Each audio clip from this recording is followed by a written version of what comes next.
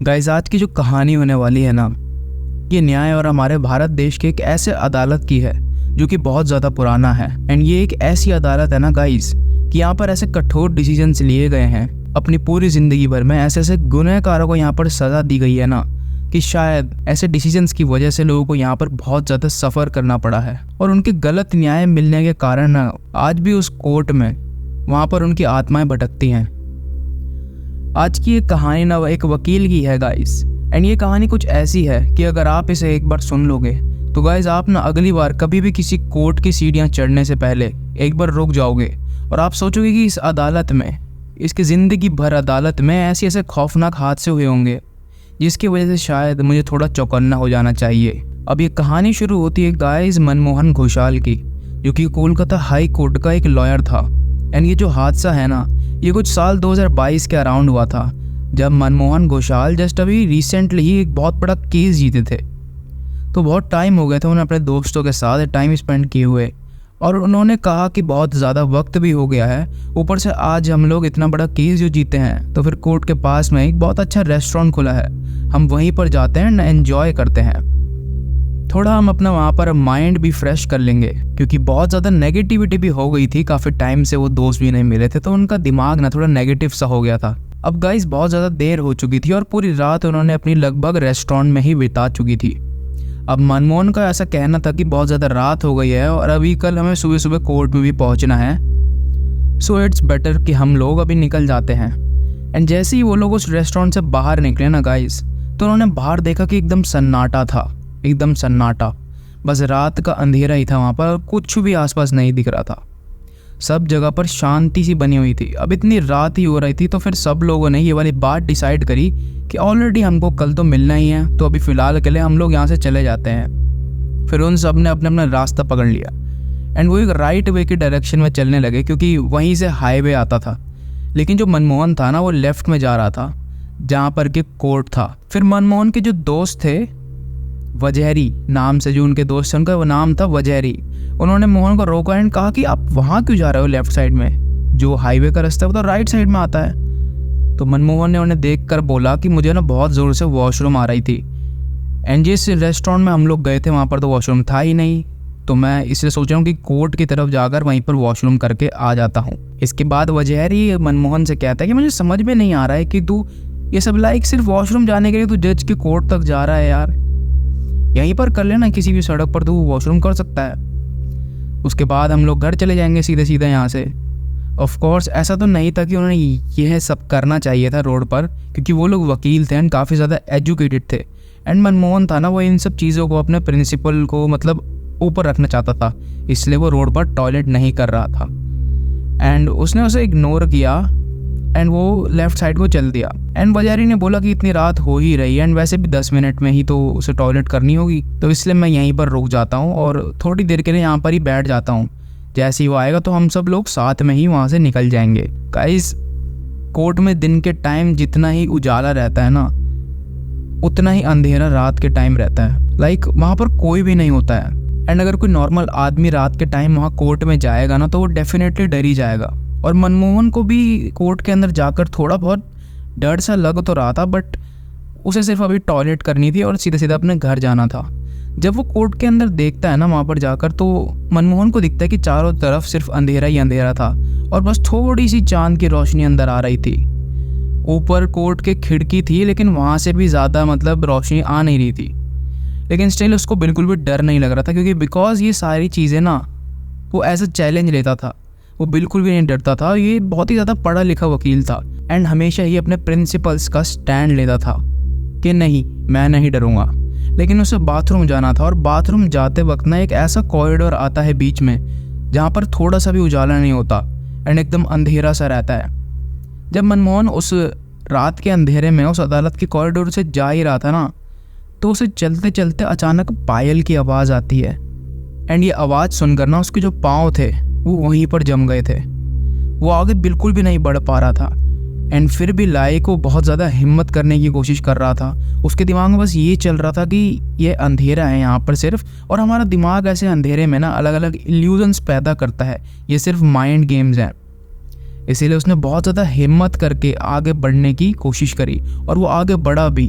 और आवाज़ को कंफर्म करने के लिए कि आवाज़ आ कहाँ से रही है, वो पीछे मुड़ के भी देखता है, लेकिन पीछे कोई भी नहीं होता है। इसलिए उसे थोड़ी राहत मिलती है सब देख के कि हाँ ये सब इल्यूजन्स ही थे शायद, जो कि मेरा ब्रेन रात के अंधेरे में क्रिएट कर रहा है। इसलिए वो आगे चलने लगता है फिर से। लेकिन तभी जैसे मनमोहन थोड़ा सा आगे बढ़ता है ना, वो पायल की आवाज़ उसे दोबारा से सुनाई देती है।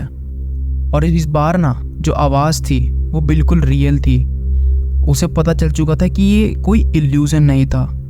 और वो आवाज़ धीरे धीरे नज़दीक आ रही थी और वो इतनी ज़्यादा उसके पास आ चुकी थी कि लाइक उसकी हिम्मत नहीं हो रही थी बिल्कुल भी आगे चढ़ने की।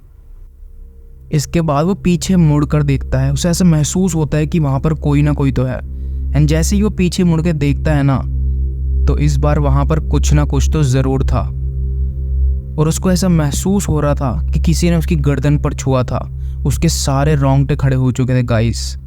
जो गूज बम्स होते हैं ना, जब हमें कुछ भी ऐसा लगता है कि कोई पैरानॉर्मल एंटिटी हमारे आसपास है और हमारे गूज बम्स खड़े हो जाते हैं, सेम वही हालत अब मनमोहन की थी। एंड अब वो उस चीज़ को देख कर ना बिल्कुल पीछे मुड़ता चला जा रहा था और उसे पता भी नहीं चला कि कब वो दौड़ने लग चुका है।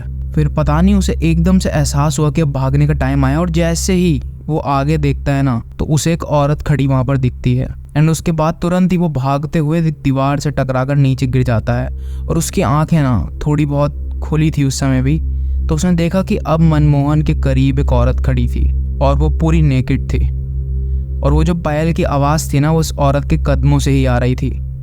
और वहीं पर वजहरी जो था ना, वो कोर्ट के बाहर बैठा हुआ था। वो मोहन का इंतज़ार कर रहा था कि मोहन को बहुत ज़्यादा समय लग चुका है यार, इतने ज़्यादा समय तो लगना ही नहीं चाहिए, कि पास में ही तो बाथरूम है। फिर उसने बोला कि चलो ठीक है, अब मैं अंदर जाकर देख लेता हूँ कि अंदर हो क्या रहा है और यहीं पर अटक तो नहीं गए मोहन कहीं, या फिर वो कहीं पर फंस तो नहीं गया है। क्योंकि अक्सर हम देखते हैं कि टॉयलेट के काफ़ी ज़्यादा कोर्ट में जो दरवाजे होते हैं वो ख़राब होते हैं। और जब मैं दिल्ली की कोर्ट में गया था तो वहाँ पर भी मैंने एक्सपीरियंस करी थी ये चीज़।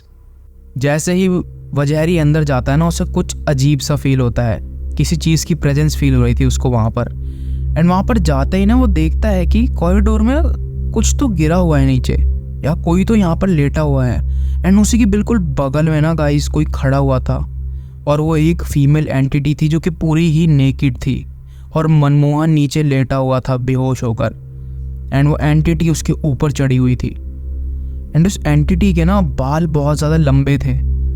एंड जैसे ही उसको देखते हुए वजहरी आगे बढ़ रहा था, उस एंटिटी ने वजहरी की तरफ देखा, और जब वजहरी ने देखा तो उस एंटिटी की गर्दन ही नहीं थी गाइस।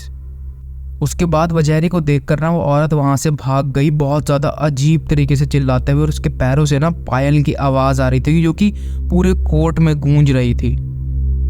इसके बाद जैसे तैसे करके वजहरी मोहन को होश में लाता है थप्पड़ मारकर, और मोहन उठते ही ना वजहरी को गले लगा लेता है और वो रोने लगता है। बताता है कि उसके साथ क्या क्या हुआ था। वो ये बताता है कि मनमोहन ने ना उस औरत को देखा, और वो औरत को देखते ही नीचे गिर गया एक दीवार से टकराकर। और जब वो नीचे गिरा ना, तो वो साफ साफ देख सकता था कि उस औरत के पैर थे जिससे कि पायल की आवाज़ आ रही थी उसको बहुत पहले, वो उसके पैरों से ही आ रही थी। और वो देख रहा था कि वो मोहन के ऊपर चढ़ चुकी थी औरत, जो कि पूरी नेकेड थी। एंड वो मोहन को कुछ तो बोल रही थी बहुत रोने वाली आवाज़ में, एकदम क्रीपी सी आवाज़ थी।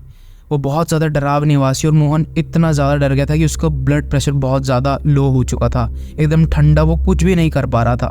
और जैसे ही वो बेहोश होने वाला था, उसके शायद ही 10 मिनट बाद वहाँ पर वजहरी आ गया था और उसने मनमोहन को बचा लिया।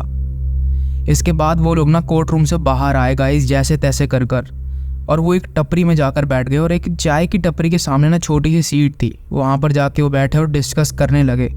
तो उस टपरी वाले ने कहा कि आपने जो भी देखा है ना साहब, या जो भी सुना है वहाँ पर, वो कोई वहम नहीं था बल्कि एक हकीकत थी। उस टपरी वाले ने कहा कि कई सालों पहले लाइक कोलकाता में हाई कोर्ट है जो, उसमें एक लड़की आई थी जिसका नाम निस्तर राउत था, और वो पेशे से एक प्रोस्टिट्यूट थी। एंड वो इस कोर्ट में ना आके उसका यह अपील थी कि मैं शादी करना चाहती हूँ, और जो मेरा फियांस है वो एक डायमंड मर्चेंट है। एंड एक तरीके से ना वो लड़की जो थी वो एक ऑफिशियल प्रोस्टिट्यूट रजिस्टर्ड थी। तो वो चाहती थी कि जो मेरे ऑक्यूपेशन में प्रोस्टिट्यूट लिखा हुआ है ना ऑफिशियली, मैं उसे प्रोस्टिट्यूट नहीं रखना चाहती थी, और बस उसकी यही अपील थी कि मुझे शादी करनी है, मेरे नाम के आगे से ये चीज़ मत जोड़ो। अब जब निसर ने अपनी यह अपील ना कोर्ट के सामने रखी, तो कोर्ट ने उसकी अपील को सीधा सीधा नकार दिया और रिजेक्ट कर दिया। उन्होंने साफ साफ कह दिया कि आप एक प्रोस्टिट्यूट हो और हम लोग यही मानेंगे आपको, एंड ये कभी भी चेंज नहीं कर सकते। हम रजिस्टर पर आपका नाम बिल्कुल भी नहीं हटाएंगे। और ये चीज़ देखकर निसर बहुत ज़्यादा नाराज़ हो चुकी थी। वो बहुत ही ज़्यादा अपसेट थी। वो सिर्फ ये सोच रही थी कि अब मैं शादी कैसे करूँगी। एंड ये सोचते सोचते ना वो दुखी होकर घर जाती है एंड अपने फियोंसे के पास जाती है ना, जैसी कि मैं उससे बात करती हूँ कि अब क्या हो सकता है, जो कि डायमंड मर्चेंट था। वैसे ही वो घर पहुँचती है और देखती है कि पुलिस ने उसके जो फियोंसे था उसको पुलिस लेकर जा रही थी एक रॉबरी के इल्ज़ाम में। अब वो गिरफ्तार हो चुका था। तो निस्तर ना ये देखकर बहुत ज़्यादा ऐसी हालत में चली गई थी, एक डिप्रेशन वाली स्टेट में, कि वो वहाँ पर कुछ भी कर सकती थी। वो बहुत ज़्यादा दुखी थी। एंड ऐसे थोड़े दिन बीत गए, निस्तर बिल्कुल गायब हो चुकी थी। निस्तर के बारे में लोग पूछताछ कर रहे थे, ये वो अक्सर वो लेडी है कहाँ पर, तो किसी को भी ना कुछ पता नहीं चल रहा था कि कहाँ पर है वो। एंड पुलिस ने भी अब छानबीन चालू ही कर दी थी। फिर उनको फाइनली जाके कुछ दिन बाद निस्तर मिली, जो कि डायमंड मर्चेंट था ना, उसके गार्डन में मिली। वो वहाँ पर पड़ी हुई थी बिल्कुल नेकेड, और उसके सर पर गर्दन ही नहीं थी। उसके पूरे शरीर पर एक भी कपड़ा नहीं था। उसके शरीर पर जो एक चीज़ थी ना, वो थे सिर्फ उसके पैरों की पायल। और उसी चीज़ की आवाज़ आज भी कोर्ट में सुनाई देती है। और वो जो एंटिटी थी ना, वो निस्तर की ही थी, जो कि मनमोहन को हॉन्ट करी थी। और अब जो कोलकाता हाई कोर्ट की कहानी है ना, ये यहीं पर ख़त्म नहीं होती है। कहते हैं कि हाई कोर्ट की एक कहानी है जो कि 19वीं सेंचुरी की है। 19वीं सेंचुरी में एक आदमी रहा करता था जो कि एक पोएट था, एंड उसका नाम था तपस। एंड वो ना ब्रिटिश के खिलाफ ना अपनी आवाज़ें उठाने लग रहा था। और उसी के कारण कोलकाता हाई कोर्ट ने ना उसकी मतलब वो अरेस्ट हुआ था एंड उसकी पेशी लगी थी कोलकाता हाई कोर्ट में। एंड पेशी के बाद ना उसे सीधा सीधा लाइफ इम्प्रिजनमेंट की सज़ा दी गई। एंड उसके बाद उसे इतना ज़्यादा गुस्सा आया कि क्या मैं अपने देश के लिए अपनी पैट्रियार्की को साबित नहीं कर सकता बिल्कुल भी अपने पोएट के थ्रू। और इन्होंने मुझे इतनी बड़ी सज़ा कैसे दे दी, वो भी ब्रिटिश सरकार ने। इसके बाद जब उसे जेल में डाला गया ना गाइस, टोटली जब जेल में डाल दिया था, तो तपस को ना बिल्कुल भी अंदर कुछ खाने पीने के लिए दिया ही नहीं जाता था। उसको हमेशा ही भूखा रखा जाता था। उसको बाहर भी नहीं निकलने दिया जाता था, जैसे कि उसको मतलब एकदम कैद कर लिया था कि रोशनी भी अंदर ना जा सके, और बस अंदर अंधेरे में रखा जाता था। तपस ने फिर अंदर कुछ दिन तक आक्रोश दिखाया है, लेकिन अकेला इंसान क्या ही कर सकता है। वो लोग वहाँ जो पुलिस वाले थे ना, उसको बहुत ज़्यादा जुल्म करते थे उस पर, और उसे खाना भी नहीं देखते थे। एंड देखते ही देखते खाने पीने की वजह से तपस की एक दिन मौत नज़दीक आ गई। एंड वो बहुत ज़्यादा कमज़ोर हो चुका था। एंड इन द एंड उसकी मौत आ जाती है। एंड तब से कहा जाता है कि जो आदमी था ना तपस, उसको कोलकाता हाई कोर्ट में देखा गया बहुत बार। वो वहाँ पर उसकी आत्मा भटकती रहती है गाइस, क्योंकि उसको वहाँ पर इंसाफ नहीं मिला। एंड उसको बिना बात की लाइफ इम्प्रिजमेंट दी गई थी, सिर्फ अपने देशभक्ति प्रेजेंट करने के लिए और ब्रिटिश के खिलाफ पोएम्स लिखने के लिए। अब जो तपस की आत्मा थी ना, वो रात भर कोर्ट में घूमती है एंड वहाँ पर वो लोगों से ना पानी मांगती है। अब ये सब कहानी सुनकर ना मोहन और जो रिजरी थे वो बहुत ज़्यादा शॉक हो चुके थे। वो चाय वालों की बातों से इतना ज़्यादा शॉक हो गए थे कि थोड़ी देर तक उन्हें रियलाइज़ नहीं हुआ कि ये चाय वाले ने आखिर बोला क्या है। और वो ये सोचने लगे कि जहाँ पर हम काम करते हैं वहाँ पर इतने बड़े बड़े इंसिडेंट्स हुए हैं, या फिर पता नहीं और कितने कितने बड़े इंसिडेंट्स हुए होंगे। ऐसे कितनी सारी आत्माएं होंगी जिनको वहाँ पर न्याय नहीं मिला होगा। रात भर वो आत्माएं उस कोर्ट में अपने इंसाफ के लिए, अपने जस्टिस के लिए गुहार लगाती रहती हैं, और वो आज भी भीख मांगती हैं अपनी जस्टिस के लिए। लेकिन कोर्ट में इंसान को तो जीते जी इंसाफ नहीं मिलता, तो मरने के बाद इंसान को इंसाफ कहाँ ही मिलेगा गाइस। और आज भी उन लोगों की फाइलें जिन्होंने अपील भी करी होगी ना न्याय के लिए, वो वहीं पर पड़ी होंगी, और क्या पता वो लोग मौत को प्यारे भी हो गए हों। आशा करता हूँ गाइस आपको हमारी ये वीडियो पसंद आई होगी। अब हम अपने चैनल पर आपसे बताना चाहते हैं कि हम जल्द ही फेस कैम वाली वीडियोस शुरू कर रहे हैं, तो हमारे वीडियोस को प्लीज़ लाइक ज़रूर करें। इससे हमें बहुत ज़्यादा मोटिवेशन मिलती है आगे आपके लिए ऐसी ही हॉरर स्टोरीज़ लाने के लिए। एंड जल्दी मैं एक सीरीज़ भी शुरू करने वाला हूँ, दिल्ली की top 5 most haunted places, and आपको मैं इसके बारे में बताऊँगा भी।